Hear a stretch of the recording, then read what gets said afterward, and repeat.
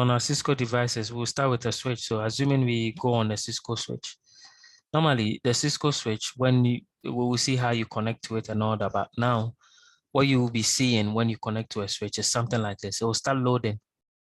That's all you'll be seeing. It will just load for some time.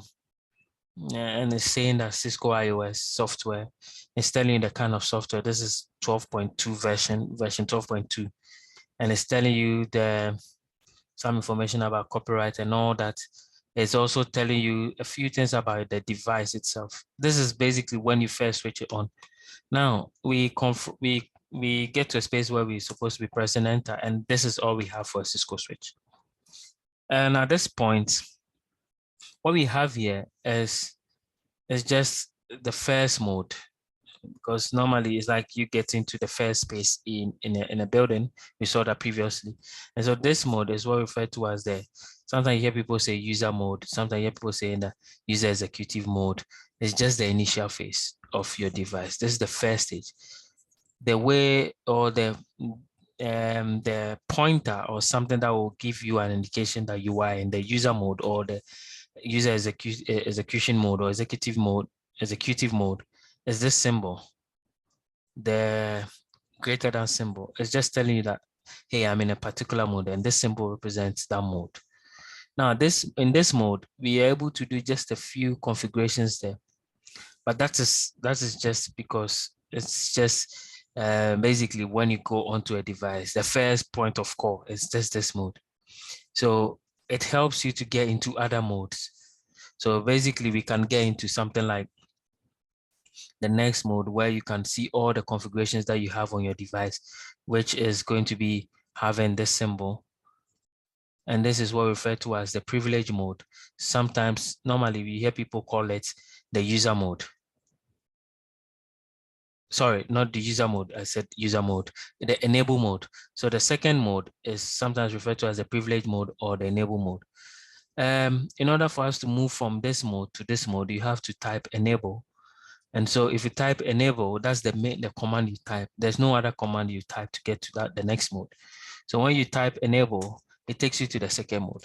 And enable mode is that mode where you get to see all the configurations on your device at a particular point in time. And so if I do a show run, which will be commands, normally it's show running configuration. So show running config.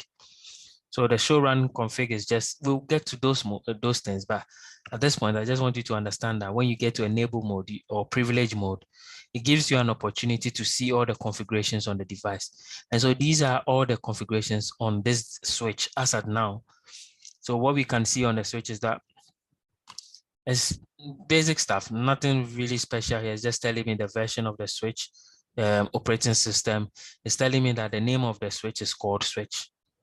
It's also telling me that spanning tree is configured, some kind of per VLAN spanning tree, which we'll see later on what that means. These are commands.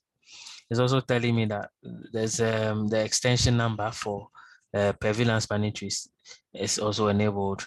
It's also telling me the number, how many interfaces. These are the interfaces are more like the ports on the device. And so basically at the very basic level of the enable mode, you get to see what has been configured on the device, whether or not you have a few configurations done on the device. That's up to you to do. And there are certain things that you look at to see what the switch can do and what the switch cannot do. With time, you get to see all these things as you go along. But this line is telling you that basically you can connect to the device using a cable, which is the console line. So there's a port on the device, which is a console port, where we can connect a cable and then we configure the switch. It has the same for a router as well. It's just a port. And when sometimes we don't configure devices on, say we don't configure directly, we don't go to where the switch is and configure it. We can do it remotely. Maybe you can be at home and you configure the device. And this is what we use. We use the VTY. So more like the remote access to the device. You can do SSH, you can do Telnet. Telnet is not really secure. Nobody does Telnet these days. You can use it to test a few configurations, or other protocols may rely on it for some reasons, but is just, when you see virtual, it's just talking about how do we remotely access a device. And so what we have here is just a basic configuration when you buy a normal switch, what you have on the switch at a particular point in time.